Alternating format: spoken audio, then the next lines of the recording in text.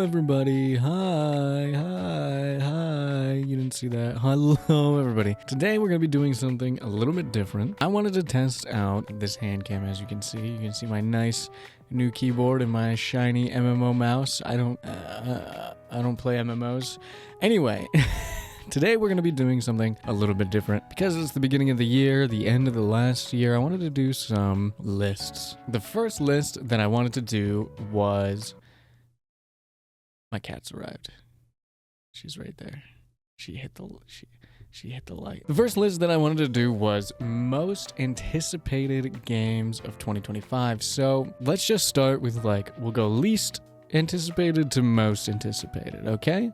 Okay. And now first up, this is going on the list not necessarily because I want it on the list, but it's going on the list because I'm going to play it. I'm not thinking about it at all. I don't really care about it. But the first game on the list is going to be a little game called 2XKO. I think this game is going to be fun, maybe. Do I know anything about League? No. Did I watch Arcane? No. Did I get into the closed beta for 2XKO that occurred last year and then never actually downloaded the game that they sent in my email and then just never ended up playing it during that week and a half, 2 weeks, however long it was? Yes. I'm not super excited about it. I don't really feel that much anticipation over it, but I am going to play it when it comes out. It's free to play, so it means I can get other people to play with me. I'm going to enjoy the time that I spend with the game. I'm just not anticipating it at all. It looks fun. It seems fun. I know some people have had issues getting accustomed to the way that the control scheme. It's not a perfect game. There are things about it that need to be adjusted and probably have already been adjusted since that closed beta. But I'm not super looking forward to it personally, but I know it's going to be such a big game next year, and it is one that I'm likely to play, that I am definitely going to be playing at some point, even if it's just for a couple of days. So it gets to make it to the list. That's just, you need to go. The next game on the list is actually two games that I don't actually think are going to be available in North America and Europe in 2025, but are coming out in Japan in 2025. And that is the new... Wait, hold on. Utaware Rumono. There we go. The new Utaware Rumono games. Utaware Rumono Zan, and then another one that has like 4 names. Hello, Ashes. That I don't know the names. I don't know what it's called. But if you don't know what this series is, it's a JRPG series. It is a visual novel series with SRPG elements, so think like Fire Emblem, but it is primarily a visual novel series with strategy RPG gameplay. It started off, obviously, as many things are, as 18+ series, but when it got adapted to the PlayStation, it became not that at all, and that stuff isn't super important to the story. This is a series that is well known for its actual plot, not its plot. So yeah. I'm just excited that there's more Utaware Rumono games. A lot of people in a very small niche are going to be very excited about this, and it's right up my alley, and even if they did come out in NA this year, I probably wouldn't play them because I got to play all the other ones first, but I am excited that these are coming, so keep that in mind. The next series is a slew of RPG remasters. So we're going to go Suikoden 1+2 remaster, Lunar remaster, then Freedom Wars remaster. We'll just keep it like that because these games are due for remasters. Lunar has its best versions spread across multiple platforms, and they're better than each other in different ways, and they haven't seen a re-release in many years, and the last few games that came out on the DS were just not good. Suikoden is a dead series pretty much, but this remaster was supposed to come out in 2023 and then in 2024, and then hopefully it actually comes out this year for real. But I guess we will see. And Freedom Wars is a game that I have never played, but does have a huge fan base. It's a game that came out 10 years ago, I believe on the Vita. You can still find people raving about this game. It looks very fun, and I do plan on checking it out. But I'm just excited that Suikoden and Lunar are going to be available to wider audiences. I think, these are games that people who are old love, and talk about all the time. And then now people like me who are not that old can experience them in a more modern way with modern functionality and a new coat of paint, better UI, better stuff like that. So hopefully these games come out and do well. Hopefully they actually come out and hopefully they actually do well. And then I think Freedom Wars is just the most interesting of the three to me personally. So I might be checking that one out, but I'm not sure. After that, we have a little game called Claire Obscure Expedition 33. Yeah, there we go. Now, this game is something that really surprised me when I saw it at the Xbox showcase last year, which I did watch, and actually was surprised by a lot of games that I saw during that showcase that looked really interesting to me. But this one in particular is a turn-based RPG that sort of... She bit me. This one is a turn-based RPG that, oh my god, my cat just bit me. Can you see this? Hold on, where's the camera? Look at that. Why did she do that? That was so mean.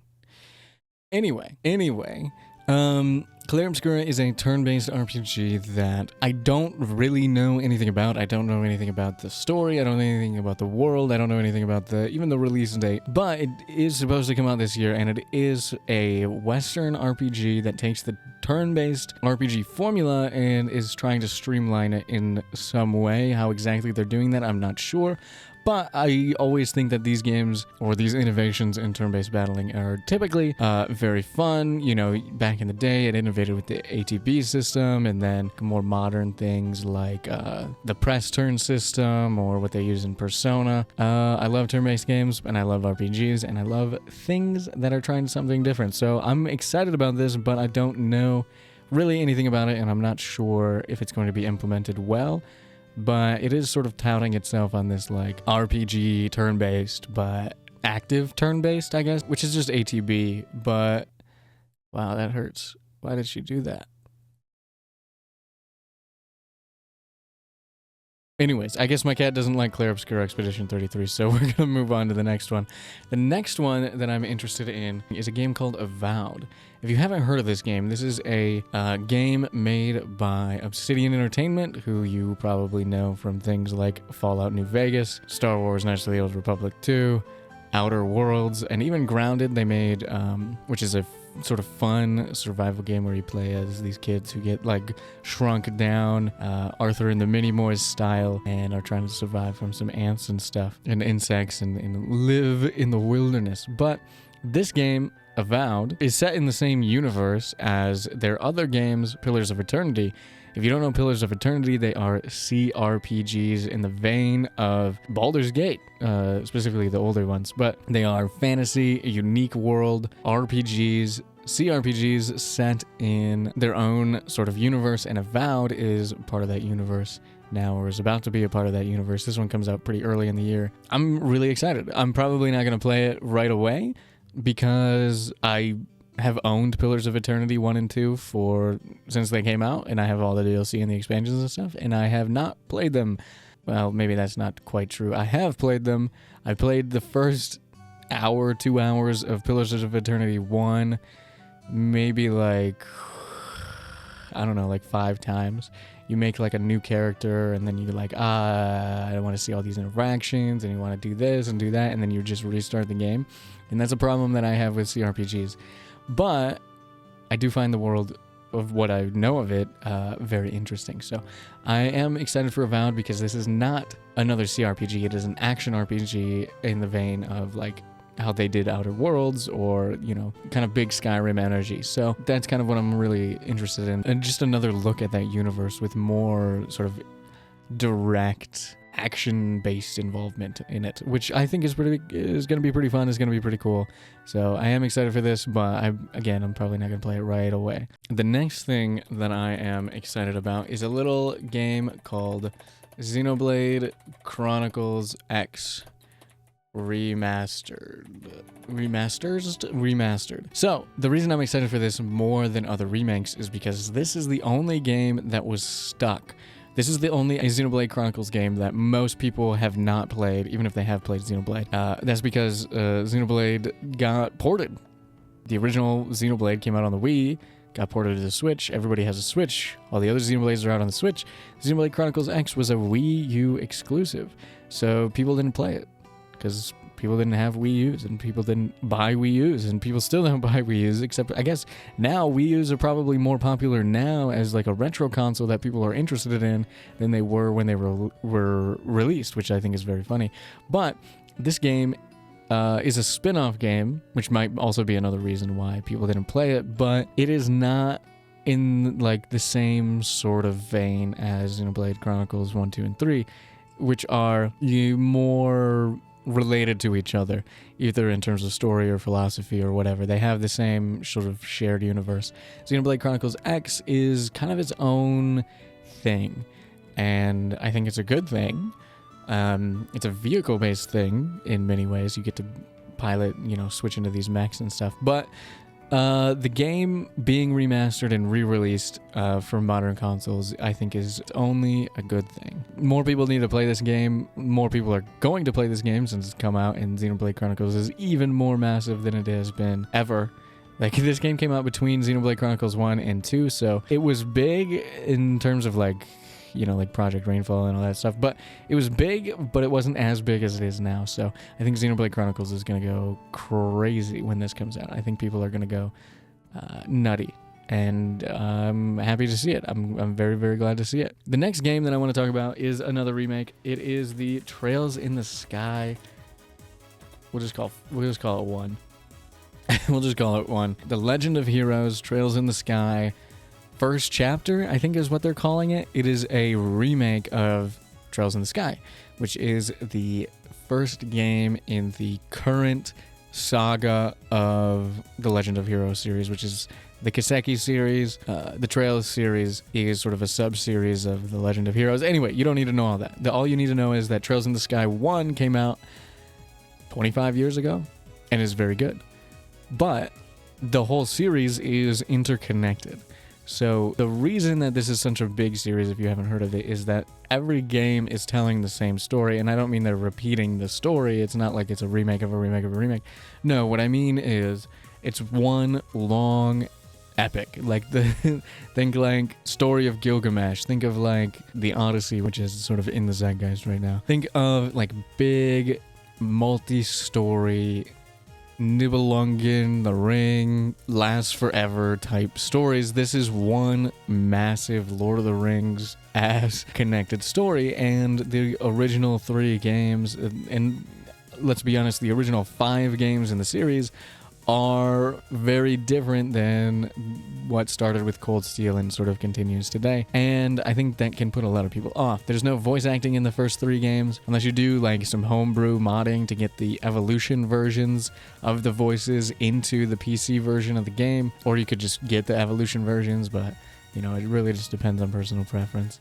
But I think having this remake come out is really big for the series because it means that most likely Chapter 2, Chapter 3, Azure, and Zero are probably all going to get the same treatment and bring them more in line with what every single game after those have become, right? Starting with Cold Steel, there's like 10 games. There's like 13 games in the series right now, if you include the ones that are out in Japan, because they take so long to translate and VO and all that stuff because they were not localized. And the big thing about Trails in the Sky #1 is that it took like 10 years after the game came out to get localized into English. It was a whole thing. If you want to look into the history of that, it's like a whole thing. So having this remake come out in English, in NA, and EU is going to be a really big thing for JRPG fans, and for me specifically because I love it. If you want to get into Trails in the Sky and you don't want to wait, I do recommend going and watching a Let's Play series by a YouTuber named Kill Scott Kill. He was part of the Geofront translation efforts for Azure and Zero, which was the basis for the modern NIS America official translations that came out a couple of years ago. But sadly, Scott is no longer with us. RIP in peace. Does this look normal? RIP in peace. Kill Scott Kill. We love you. Love your videos. But if you do want to get into the Trails series and you're not sure about playing it, just go watch his Trails Master playlist. He plays through all 3 of the original Trails in the Sky games, and it's great. I love it. So, and I can't wait for this to come out because I love The Legend of Heroes. It's very fun. Very, very, very fun. Great story, great characters. I have a picture of Estelle. You can't see it, obviously, but I have a picture. I have a painting of Estelle, the main character of the first 2 games, over on my wall over there. So, and I have some stickers over on my. I have the Bracer Guild sticker on my PC. So anyway, love Trails. Go Trails. Can't wait for this game. I just keep looking at my hand. Why did she do that? She's so mean. Next up, I want to talk about a little game called Coffee Talk Tokyo. Now, if you're new to my channel, Coffee Talk and Coffee Talk 2 were some of my biggest games last year. I played Coffee Talk for the first time last year, and I had a blast playing it. It was so fun. I played Coffee Talk 2 off stream. I played it in my own time. And again, I had a great time. I had so much fun, so much world building, so much character, so many little details that I really enjoyed, and it was just fun, chill, relaxing game to get a little bit of story, to get a bit of lore, to get a little bit of everything, and to have fun with. So I really enjoyed it. This game, Coffee Talk Tokyo, is being made by not the original developers. It's being made by a sort of sister team under the same like publisher, but it's gonna have some recurring characters from Coffee Talk, but you're playing a new character, a new bartender, in a new country, in a new place. And I think it's just going to be more Coffee Talk goodness. I think the previous games were really fun. And I like games like this. I've discovered, there's a lot of copycats. Since Coffee Talk came out, there's been a lot of copycats. And some of them have really hit and some of them have really not. Although I guess Coffee Talk is kind of in the same vein as Valhalla, which they're all the same genre. They're the same genre. We don't need to talk about copycats. But I think this is just going to be more of the same goodness, and I really like these games, so I'm super excited about that. Next up, we're going to talk about Fate Extra Record, or Extra Record. I don't know. It's probably Extra Record. I am super excited for this game, but I probably will not play it if it does come out this year, which is not certain at this point. If it does come out this year, I probably will not play it. I probably also will not play it within the next 3 years because I wanted to play through a bunch of Fate games before this, including the original versions of Fate Extra, CCC, and the other one. There's 3 Fate Extra games from the PSP era that do have fan translations.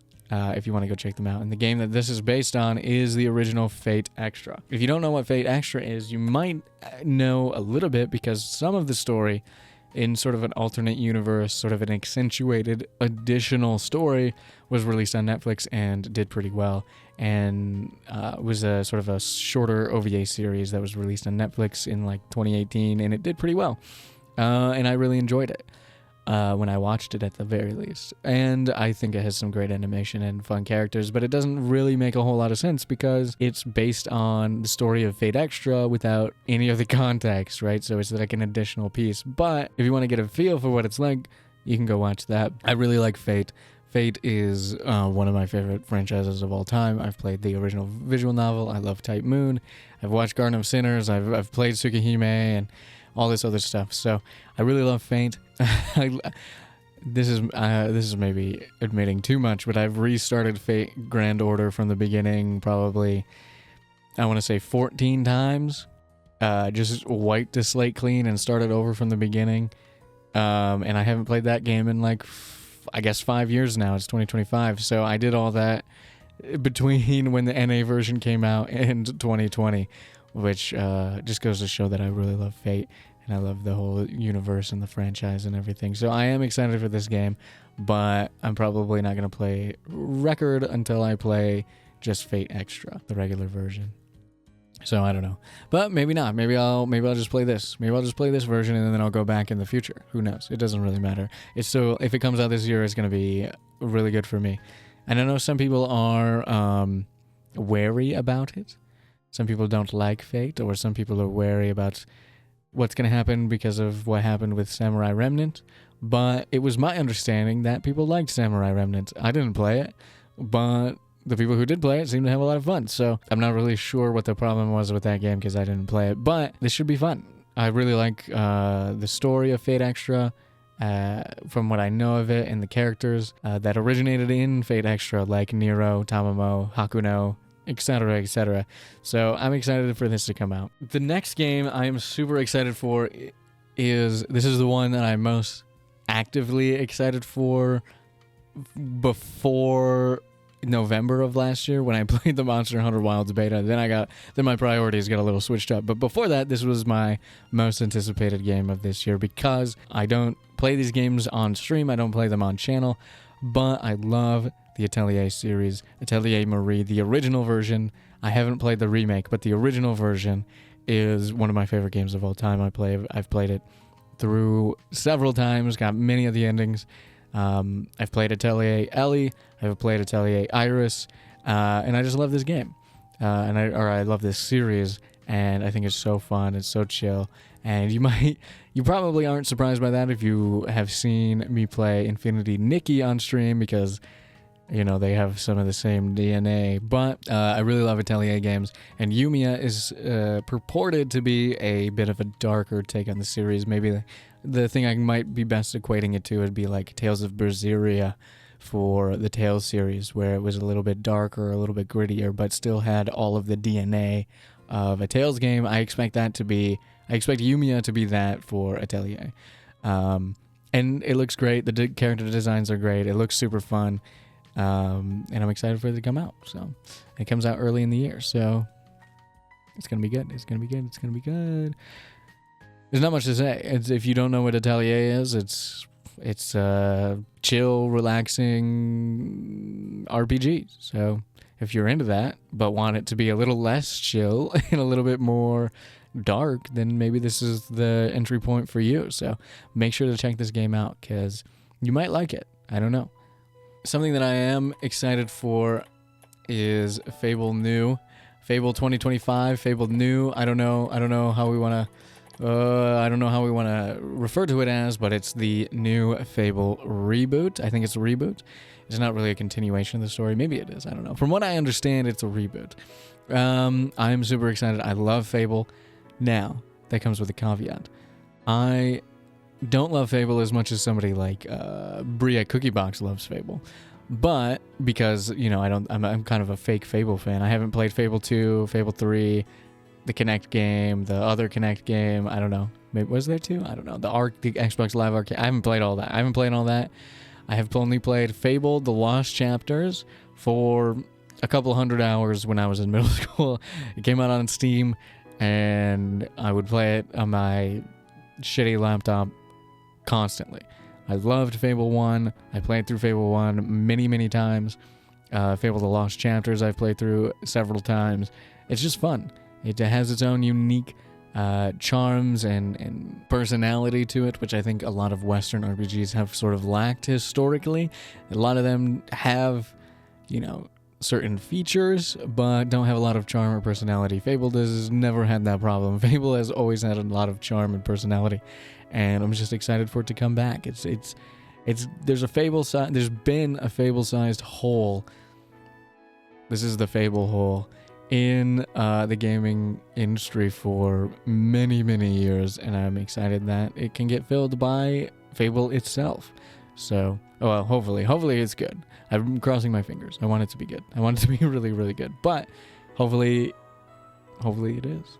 Next up, Fatal Fury, City of the Wolves. I just realized we've been in Arial font this whole time. I don't really care. We've just been in the default OBS font. I didn't even change it to my font that I use. Whatever. It doesn't matter. Well, maybe it does. Maybe if we did a little... Oh. No, I don't care. Oh my god, it went all the way back to Utawari Room. Oh no. There, we've added an outline so we can read it. Fatal Fury, City of the Wolves is probably going to be the biggest game, the biggest fighting game this year that isn't 2XKO. You know, 2XKO is sort of the fighting game for everybody. People who like League, people who don't know what's going on, people who are... It's free to play, so everybody's just going to check it out, and it's going to be good, hopefully. Fatal Fury is going to be the biggest fighting game of the year for fighting game players, for sure. I think that it's about time that we've seen something from SNK with these characters that isn't King of Fighters. Now, don't get me wrong, I love King of Fighters 15. It was a very fun game when you got past the fact that you're going to suck at it because KOF is a huge legacy skill game.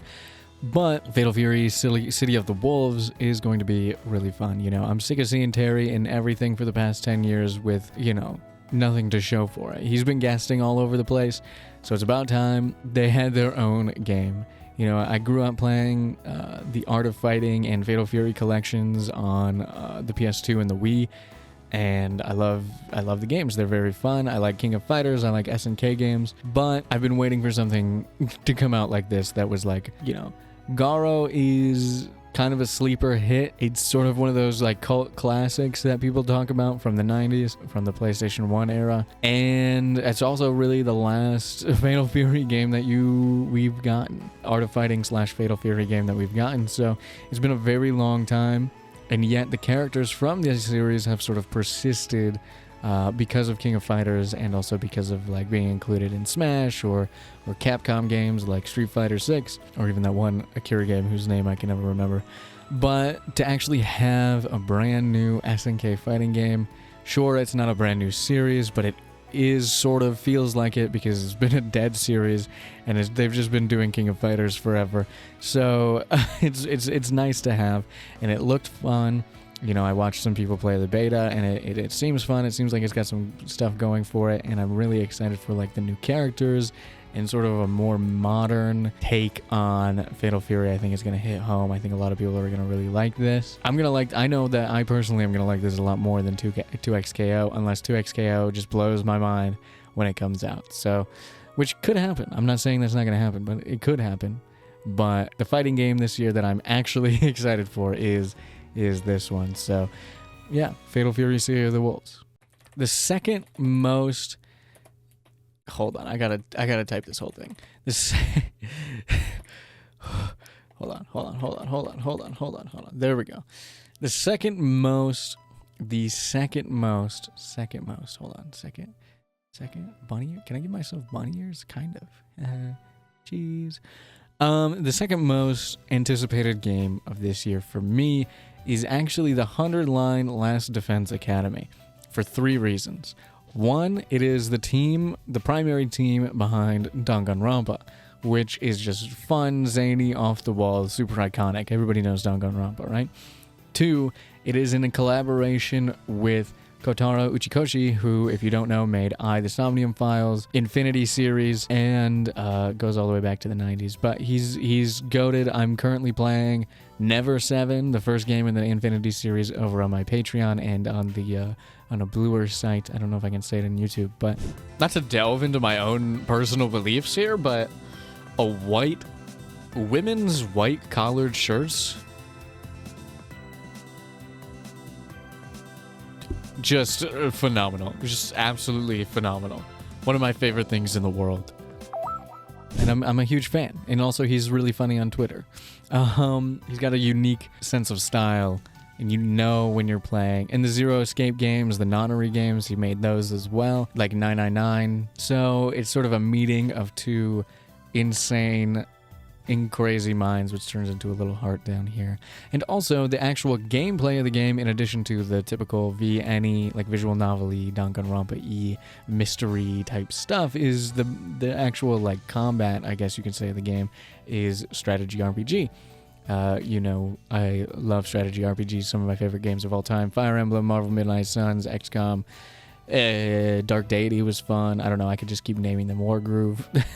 We could just Advance Wars, I guess, is just more Fire Emblem, but more. Anyways, we could just keep talking about those forever. I think those combination of 3 things really puts this head and shoulders above most things on this list, because I'm super excited for just to see if it will meet the expectations that have been placed on it by pretty much everybody, and including the studio itself. Said the full team was prepared to go into bankruptcy if this game does not sell the way that they think that it will sell, which probably is hyperbole in some aspects, but I wouldn't, you know, I wouldn't be surprised to find that they did place a lot of importance on this game and this collaboration. So hopefully it's good. I would like it to be good. I want it to be good. I hope that it plays well. I hope it's fun. I hope it's weird. I hope it's stupid. I hope it's crazy. I hope it's fun and weird and stupid and crazy and all of those things, right? The number one most anticipated game for me this year might come as a surprise, but is actually going to be Monster Hunter Wilds. I played Monster Hunter Try back on the Wii. Try. And I never got very far in it. I remember swimming and dying in the water all the time and not knowing how to play the game and cook or whatever. And also I didn't have an internet connection on the Wii to, play with other people. So I don't have that much experience with Monster Hunter.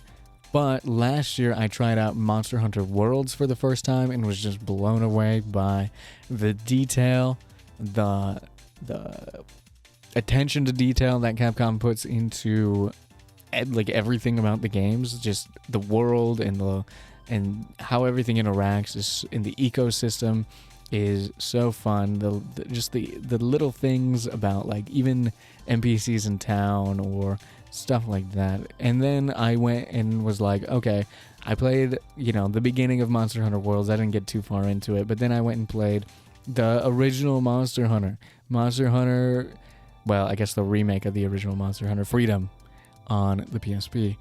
And all of those things are still present all the way back in the original versions of Monster Hunter. And it just goes to show that they really hit the nail on the head in the formula right out the gate and then have just been perfecting it over time. And yeah, I fell in love with Monster Hunter, and a brand new Monster Hunter game is going to put me... One of the things that stopped me from continuing with either of those games is that, hundreds of hours of content are available for those games that people have played solo, that people have played with their friends, with strangers, and they're just huge games. So I'm really excited for Monster Hunter Wilds because it puts me on an even playing field with those people. We get to play the game together in the same sort of universe without falling behind. I get to experience a brand new Monster Hunter game for the first time because I never played them before very recently. And I've fallen in love with Monster Hunter. They're so fun. I played the Monster Hunter Wilds beta, and I had a great time with it. I met Hatsune Miku. Cheesecake Jr.? Hatsune Miku?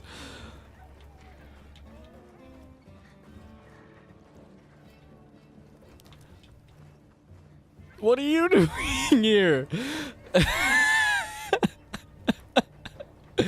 Oh my god. Which is hilarious, and I don't know, it's just super fun. It seems to be even more fun than World was, and I really like the new setting. I really like the new, the updated visuals and everything, because that game came out 10 years ago almost, and then Rise was a Switch primary exclusive for a while, so I'm really excited to see what Capcom can do with brand new visual fidelity in a game that comes out in 2025, and it comes out very, very soon in February, so we're not going to have to wait too long to play Monster Hunter Wilds, and that's good because I'm super duper excited for it, especially since they added it back in hit feedback and all that kind of stuff. So yeah, my most anticipated game for 2025, number one is Monster Hunter Wilds, and it's gonna be great. But yeah, that's the list of games that I'm looking forward to this year. There's probably plenty more that I'll check out, that I'll play, but these are the ones that I know of right now that I'm really excited for. So yeah, thanks for watching. Don't forget to like, don't forget to grab your mouse over here and go to, like, there's a button. Hold on, I'm learning. This is my first hand cam ever. This is my hand reveal. So hold on, I can't. How do I? So down here, there's going to be a little button called subscribe, and you want to hit that, and there's probably going to be a bell next to it. I don't know, maybe. And then you can hit that if you want, but you could also just go to my channel, and if you want to watch all of my other videos, I live stream here regularly. I've got a ton of shorts and stuff in the description down here somewhere. You can go ahead and support me on Patreon and elsewhere if you would like to get access to those visual novel videos that I talked about, including a bunch of other things like the community Discord and everything. And also, there's probably, you can click on my face, go to my channel. There's probably, I don't know, there's probably a box here somewhere that's like, oh, playlist, oh, video. I don't know where I'm gonna put them. Probably. So this is the millennial heart, and I just learned how to do this very recently. How do you do? Oh, I guess like this. How do you do the Gen Z heart? I'm Gen Z, and I don't even know how to do this. Like this. But then what's the Illuminati triangle at the top? Am I Shikamaru? What's going on? I don't know. Look at that, they're fighting. The girls are fighting. Anyways, anyways, I'll see you next time. Okay, bye. Thanks for hanging out. You want to see my One Piece tattoo? It's my One Piece tattoo. Anyways, we are